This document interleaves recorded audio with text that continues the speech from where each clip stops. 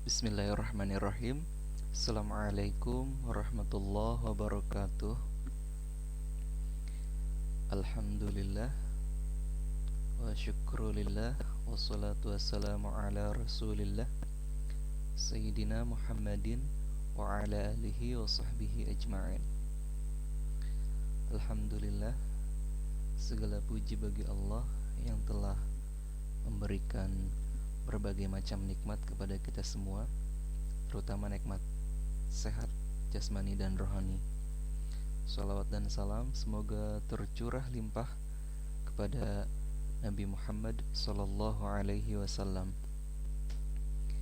Baik, kembali lagi dengan saya Muhammad Febri Sayyidil Umam dalam mata kuliah Matematika Ekonomi, dan kali ini saya akan membahas mengenai fungsi linier. Silakan disimak dengan baik dan kita mulai. Oke, fungsi ya. Fungsi ini adalah suatu bentuk hubungan matematis yang menyatakan hubungan ketergantungan atau hubungan fungsional antara satu variabel dengan variabel lain ya.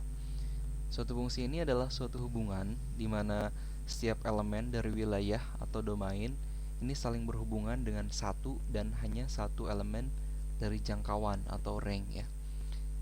Oke, itu pengertian dari fungsi ya. Nah, berikutnya fungsi ini dibentuk oleh beberapa unsur ya. Di antaranya variabel, koefisien, dan konstanta. Nah, ketiga unsur ini dulu pernah saya bahas di awal bab ya, mengenai dasar-dasar matematika ekonomi, dan sekarang akan lebih diperjelas lagi ya. Nah, jadi dalam suatu fungsi itu ada tiga unsur utama ya. Ada yang disebut dengan variabel, koefisien, dan konstanta. Nah, variabel ini adalah sesuatu yang nilainya dapat berubah-ubah dalam suatu masalah tertentu. Nah, biasanya ada yang disebut dengan variabel X, ada variabel Y ya. Kemudian ada, kalau di matematika ekonomi itu ada variabel price ya, ada variabel harga, ada variabel quantity, ada investasi dan lain sebagainya ya.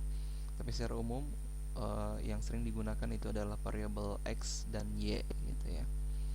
Dan untuk variabel ini nanti akan dipelajari lebih lanjut di mata kuliah statistika ya.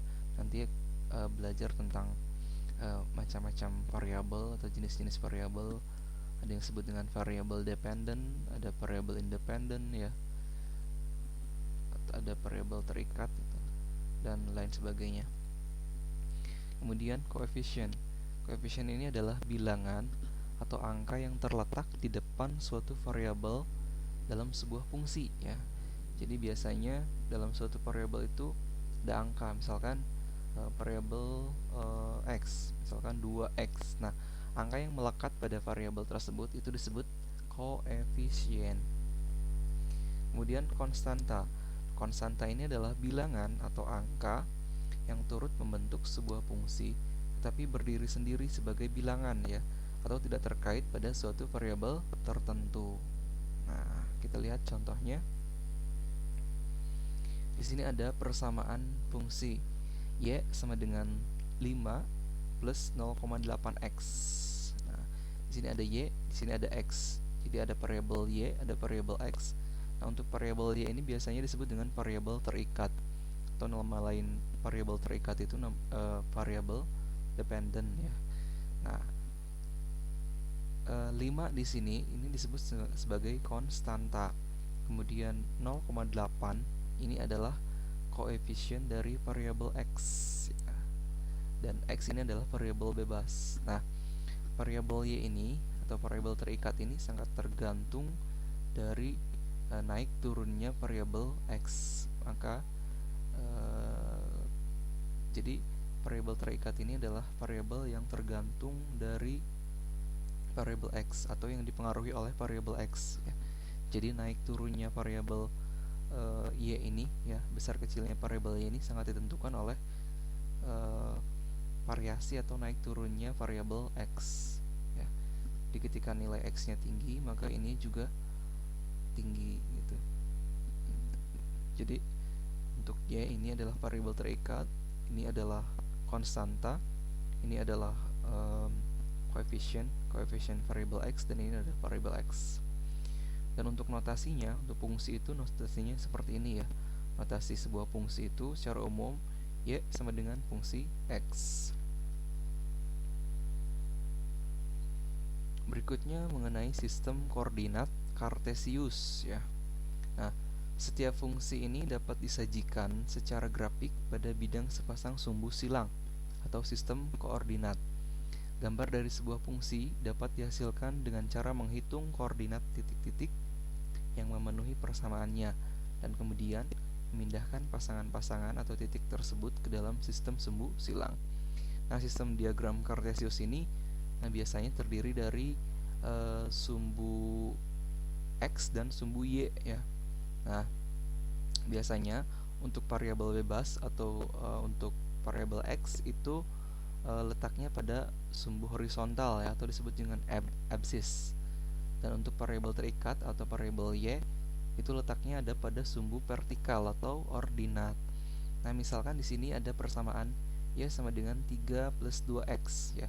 Y ini adalah variabel terikat, kemudian ini adalah konstanta, ini adalah koefisien variabel x. Nah, kita tinggal masukkan ya angka nilainya. Misalkan ketika kita misalkan x-nya 0. Nah, ketika x-nya 0, maka y-nya adalah 3. 3 dari mana? Dari persamaan ini ya. Kita masukkan misalkan x-nya 0. Berarti 2 kali 0 kan 0. 0 ditambah 3, 3. Berarti ketika x-nya 0, y-nya itu menghasilkan 3 ya. Kemudian ketika x-nya 1, kita masukkan ke persamaan ini. Berarti 2 kali 1 itu 2, ditambahkan 3 itu 5 ya. Jadi ketika nilai x-nya 1, maka y-nya itu 5 ya. Begitu juga seterusnya. Nah, setelah dicari maka menghasilkan beberapa titik ya. Misalkan titik pertama itu 0,3, titik kedua 1,5, kemudian titik ketiga 2,7, titik keempat 3,9, titik kelima 4,11.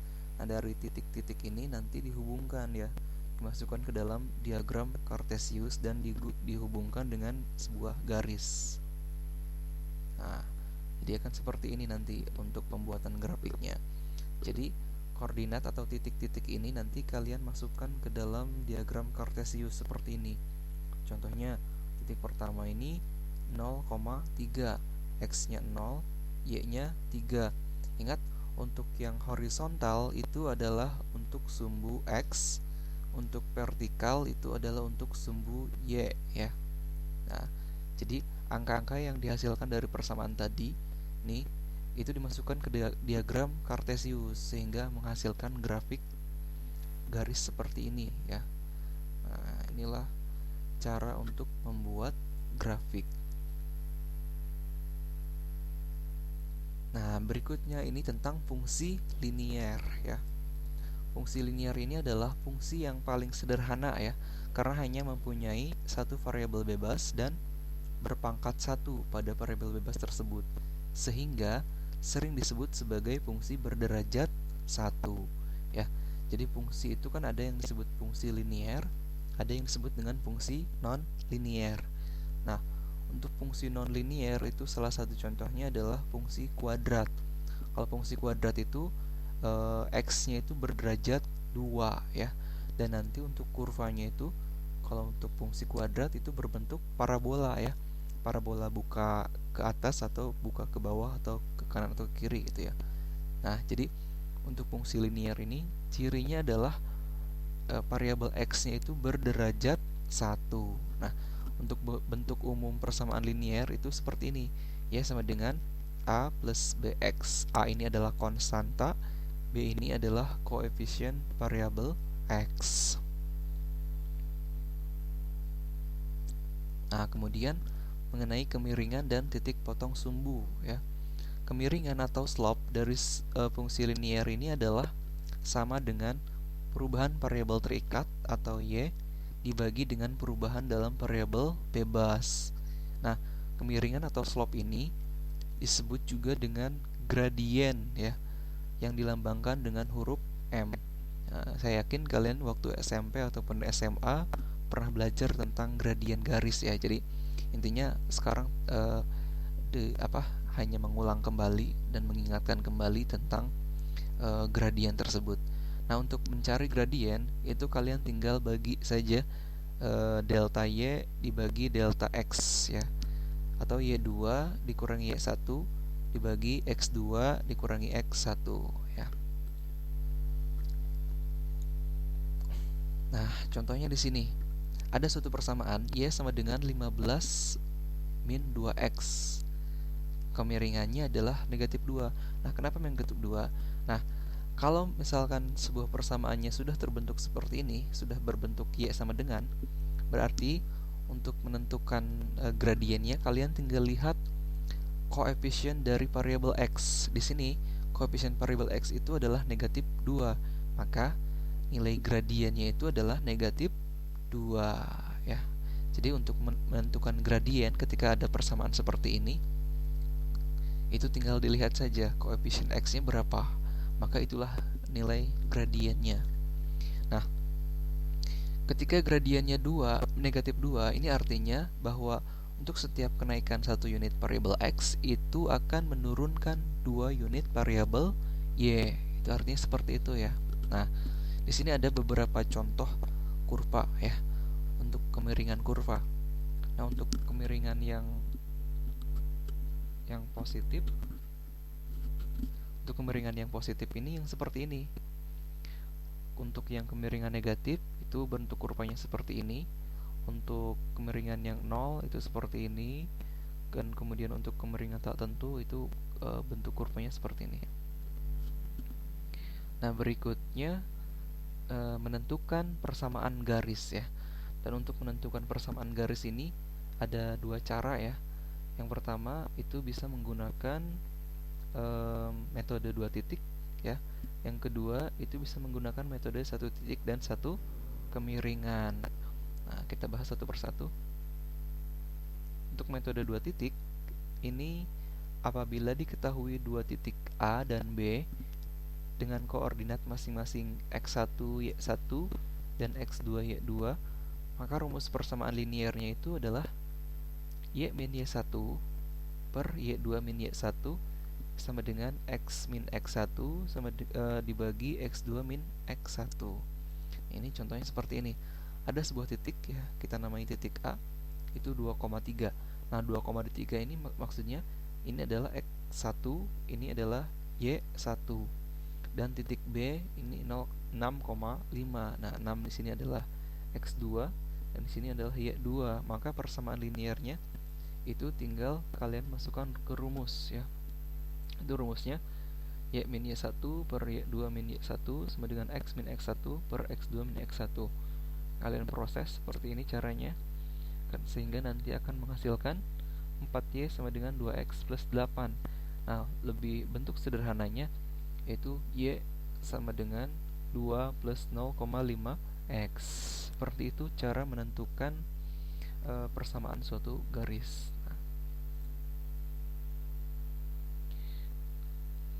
Nah, berikutnya metode 1 titik dan 1 kemiringan atau gradien. Dalam sebuah titik misalkan X1 dan Y1 dan suatu kemiringan M dapat dibentuk sebuah persamaan linear dengan rumus sebagai berikut. Rumusnya itu Y min Y1 sama dengan M dikali X min X1. Misal ada sebuah titik ya, titik A itu 2,3 dan gradiennya 0,5, maka persamaan linearnya tinggal masukkan ke sini rumus. Y min Y1 sama dengan M dikali X min X1, sehingga nanti akan menghasilkan persamaan garis Y sama dengan 0,5X plus 2 ya. Seperti itu. Berikutnya hubungan dua garis lurus. Nah, hubungan dua garis lurus ini yang pertama itu akan berhimpit ya. Berhimpit ini dua buah garis akan berhimpit apabila persamaan garis yang satu merupakan kelipatan dari atau proporsional terhadap persamaan garis yang lain. Nah, ketika keadaannya seperti itu, maka kedua garis itu akan saling berhimpit ya. Nah, kedua sejajar. Nah, yang kedua ini sejajar, akan sejajar. Dua buah garis akan sejajar apabila kemiringan garis yang satu itu sama dengan kemiringan garis yang lain.